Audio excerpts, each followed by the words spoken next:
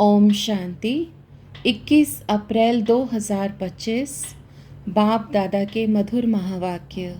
मीठे बच्चे, बाप आया है तुम्हें करंट देने।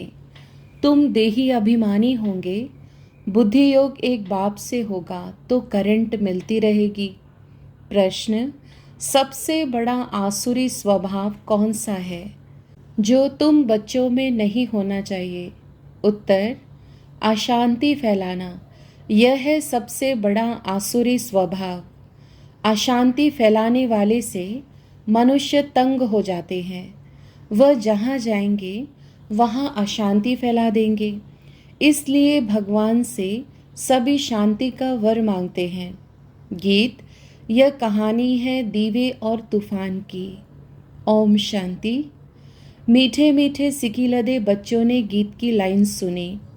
गीत तो यह भक्ति मार्ग का है, फिर उनको ज्ञान में ट्रांसफ़र किया जाता है और कोई ट्रांसफ़र कर ना सके। तुम्हारे में भी नंबरवार पुरुषार्थ अनुसार जान सकते हैं दीवा क्या है, तूफान क्या है। बच्चे जानते हैं आत्मा की ज्योत उझाई हुई है। अब बाप आए हैं ज्योत जगाने लिए। कोई मरते हैं तो भी दीवा जलाते हैं, उसकी बड़ी खबरदारी रखते हैं। समझते हैं दीवा अगर बुझ गया तो आत्मा को अंधियारे से जाना पड़ेगा, इसलिए दीवा जलाते हैं। अब सतयुग में तो यह बातें होती नहीं, वहाँ तो सोझरे में होंगे। भूख आदि की बात ही नहीं, वहाँ तो बड़े माल मिलते हैं। यहाँ है घोर अंधियारा, छीछी दुनिया है ना। सब आत्माओं की ज्योति उझाई हुई है। सबसे जास्ती ज्योत तुम्हारी उझाई हुई है। खास तुम्हारे लिए ही बाप आते हैं। तुम्हारी ज्योत उझा गई है, अब करंट कहाँ से मिले? बच्चे जानते हैं करंट तो बाप से ही मिलेगी। करंट जोर होती है तो बल्ब में रोशनी तेज हो जाती है। तो अभी तुम करंट ले रहे हो बड़ी मशीन से। देखो, बॉम्बे जैसे शहर में कितने ढेर आदमी रहते हैं, कितनी जास्ती करंट चाहिए। ज़रूर इतनी बड़ी मशीन होगी। यह है बेहद की बात। सारे दुनिया की आत्माओं की ज्योत बुझी हुई है, उनको करंट देना है। मूल बात बाप समझाते हैं, बुद्धि योग बाप से लगाओ, देही अभिमानी बनो। कितना बड़ा बाप है। सारी दुनिया के पतित मनुष्यों को पावन करने वाला सुप्रीम बाप आया है, सबकी ज्योत जगाने। सारी दुनिया के मनुष्य मात्र की ज्योत जगाते हैं। बाप कौन है, कैसे ज्योत जगाते हैं, यह तो कोई नहीं जानते। उनको ज्योति स्वरूप भी कहते हैं, फिर सर्वव्यापी भी कह देते हैं। ज्योति स्वरूप को बुलाते हैं क्योंकि ज्योति बुझ गई है। साक्षात्कार भी होता है अखंड ज्योति का। दिखलाते हैं। अर्जुन ने कहा, मैं तेज सहन नहीं कर सकता हूँ, बहुत करंट है। तो अब इन बातों को तुम बच्चे अभी समझते हो। सबको समझाना भी यह है कि तुम आत्मा हो।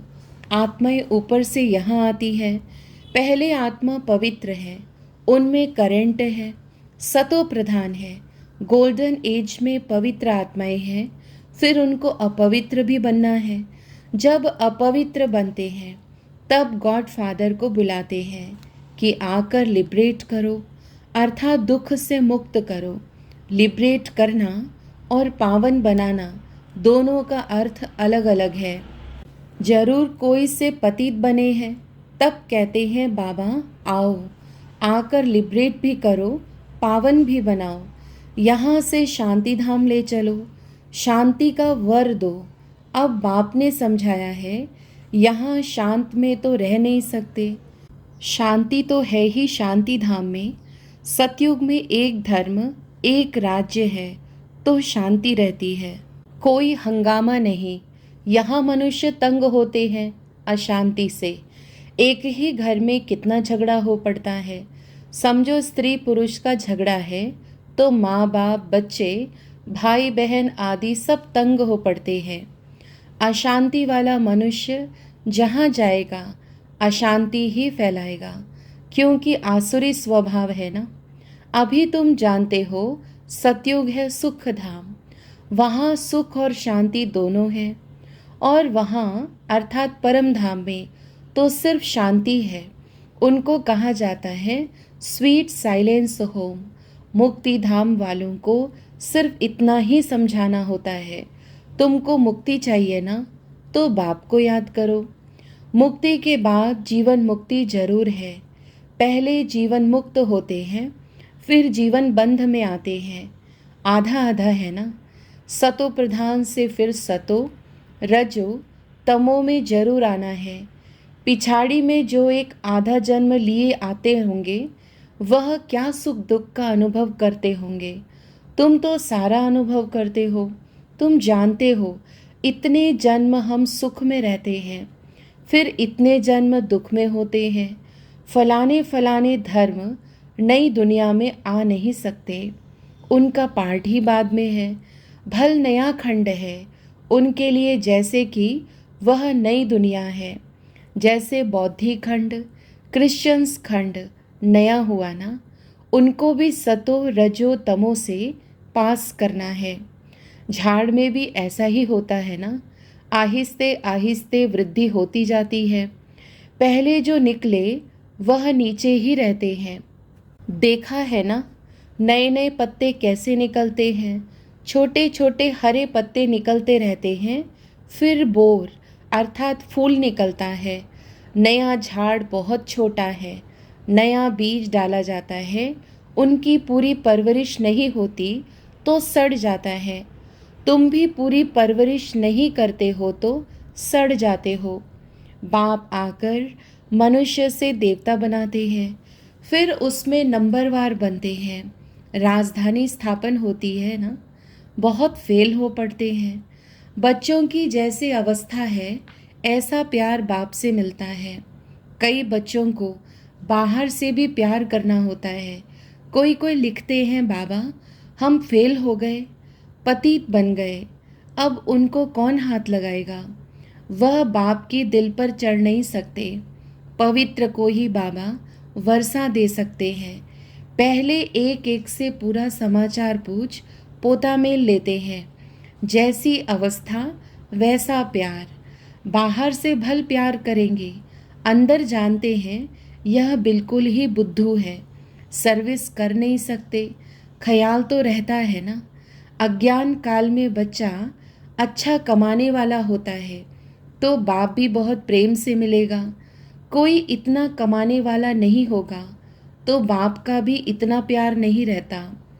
तो यहाँ भी ऐसा है, बच्चे बाहर में भी सर्विस करते हैं ना।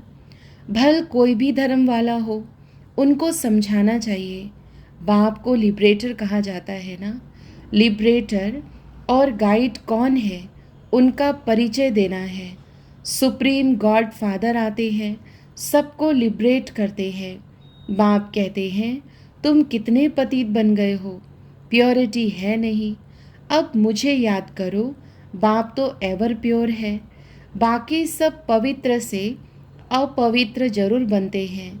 पुनर्जन्म लेते लेते उतरते आते हैं। इस समय सब पतित हैं, इसीलिए बाप राय देते हैं, बच्चे तुम मुझे याद करो तो पावन बन जाएंगे। अब मौत तो सामने खड़ा है। पुरानी दुनिया का अब अंत है। माया का पंप कितना है, इसीलिए मनुष्य समझते हैं यह तो स्वर्ग है। एरोप्लेन, बिजलियाँ आदि क्या क्या है, यह है सब माया का पंप। यह अब खत्म होना है, फिर स्वर्ग की स्थापना हो जाएगी। यह बिजलियाँ आदि सब स्वर्ग में तो होते हैं, अब यह सब स्वर्ग में कैसे आएंगे, जरूर जानकारी वाला चाहिए ना। तुम्हारे पास बहुत अच्छे अच्छे कारीगर लोग भी आएंगे, वह राजाई में तो आएंगे नहीं, फिर भी तुम्हारी प्रजा में आ जाएंगे। इंजीनियर आदि सीखे हुए अच्छे अच्छे कारीगर आएंगे। यह फैशन सारा बाहर विलायत से आता जाता है, तो बाहर वालों को भी तुम्हें शिव बाबा का परिचय देना है। बाप को याद करो, तुमको भी योग में रहने का ही पुरुषार्थ बहुत करना है। इसमें ही माया के तूफान बहुत आते हैं। बाप सिर्फ कहते हैं मामेकम याद करो। यह तो अच्छी बात है ना। क्राइस्ट भी उनकी रचना है। रचयिता सुप्रीम सोल तो एक है, बाकी सब है रचना। वर्षा रचता से ही मिलता है।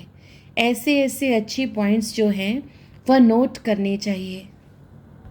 बाप का मुख्य कर्तव्य है सबको दुख से लिबरेट करना। वह सुख धाम और शांति धाम का गेट खोलते हैं। उन्हें कहते हैं, हे लिबरेटर, दुख से लिबरेट कर हमें शांति धाम सुख धाम ले चलो। जब यहाँ सुख धाम है तो बाकी आत्माएं शांति धाम में रहती हैं। हेवन का गेट बाप ही खोलते हैं।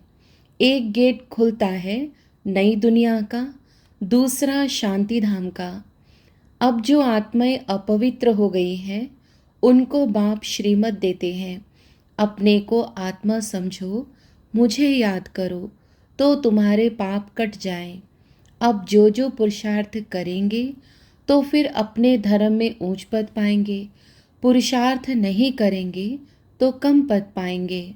अच्छी अच्छी पॉइंट्स नोट करो तो समय पर काम आ सकती है। बोलो, शिव बाबा का ऑक्यूपेशन हम बताएंगे तो मनुष्य कहेंगे यह फिर कौन है जो गॉड फादर शिव का ऑक्यूपेशन बताते हैं। बोलो, तुम आत्मा के रूप में तो सब ब्रदर्स हो। फिर प्रजापिता ब्रह्मा द्वारा रचना रचते हैं तो भाई बहन होते हैं। गॉड फादर जिसको लिबरेटर गाइड कहते हैं, उनका ऑक्यूपेशंस हम आपको बतलाते हैं। जरूर हमको गॉड फादर ने बताया है, तब आपको बताते हैं। सन शोज फादर, यह भी समझाना चाहिए। आत्मा बिल्कुल छोटा स्टार है। इन आँखों से उनको देखा नहीं जाता है। दिव्य दृष्टि से साक्षात्कार हो सकता है। बिंदी है, देखने से फ़ायदा थोड़ी हो सकता है। बाप भी ऐसी ही बिंदी है। उनको सुप्रीम सोल कहते हैं। सोल एक जैसा ही है, परंतु वह सुप्रीम है, नॉलेजफुल है, ब्लिसफुल है, लिबरेटर और गाइड है। उनकी बहुत महिमा करनी पड़े। जरूर बाप आएंगे तब तो साथ ले जाएंगे ना, आकर नॉलेज देंगे। बाप ही बतलाते हैं, आत्मा इतनी छोटी है, मैं भी इतना हूँ। नॉलेज भी जरूर कोई शरीर में प्रवेश कर देंगे। आत्मा के बाजू में आकर बैठूंगा। मेरे में पावर है, ऑर्गन्स मिल गए तो मैं धनी हो गया। इस ऑर्गन्स द्वारा बैठ समझाता हूँ। इनको एडम भी कहा जाता है। एडम है पहला पहला आदमी, मनुष्यों का सिजरा है ना। यह माता पिता भी बनते हैं, इनसे फिर रचना होती है पुराना परंतु एडॉप्ट किया है। नहीं तो ब्रह्मा कहाँ से आया। ब्रह्मा के बाप का नाम कोई बताए। ब्रह्मा विष्णु शंकर, यह किसकी रचना तो होगी ना। रचयिता तो एक ही है। बाप ने तो इनको एडॉप्ट किया है। यह इतने छोटे बच्चे बैठ सुनाए तो कहेंगे यह तो बहुत बड़ी नॉलेज है। जिन बच्चों को अच्छी धारणा होती है उन्हें बहुत खुशी रहेगी, कभी उबासी नहीं आएगी। कोई समझने वाला नहीं होगा तो उबासी देता रहेगा। यहाँ तो तुमको कभी उबासी नहीं आनी चाहिए। कमाई के समय कभी उबासी नहीं आती है। ग्राहक नहीं होंगे, धंधा ठंडा होगा तो उबासी आती रहेगी। यहाँ भी धारणा नहीं होती है। कोई तो बिल्कुल समझते नहीं है, क्योंकि देह अभिमान है। देही अभिमानी हो बैठ नहीं सकेंगे।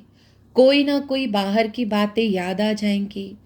पॉइंट्स आदि भी नोट नहीं कर सकेंगे। शुरूढ़ बुद्धि झट नोट करेंगे। यह पॉइंट्स बहुत अच्छी है। स्टूडेंट्स की चलन भी टीचर को देखने में आती है ना। सेंसिबल टीचर की नज़र सब तरफ फिरती रहती है। तब तो सर्टिफिकेट देते हैं पढ़ाई का, मैनर्स का सर्टिफिकेट निकालते हैं। कितना अपसेंट रहा वह भी निकालते हैं। यहाँ तो भल प्रेजेंट होते हैं, परंतु समझते कुछ नहीं, धारणा होती नहीं। कोई कहते हैं बुद्धि डल है, धारणा नहीं होती। बाबा क्या करेंगे? यह तुम्हारे कर्मों का हिसाब किताब है। बाबा तो तदबीर एक ही कराते हैं। तुम्हारी तकदीर में नहीं है तो क्या करेंगे? स्कूल में भी कोई पास कोई फेल होते हैं। यह है बेहद की पढ़ाई जो बेहद का बाप पढ़ाते हैं। और धर्म वाले गीता की बात नहीं समझेंगे। नेशन देख समझाना पड़ता है। पहले पहले ऊंचते ऊंच बाप का परिचय देना पड़ता है। वह कैसे लिबरेटर गाइड है। हेवन में ये विकार होते नहीं। इस समय इनको कहा जाता है शैतानी राज्य। पुरानी दुनिया है ना, इनको गोल्डन एज्ड नहीं कहेंगे।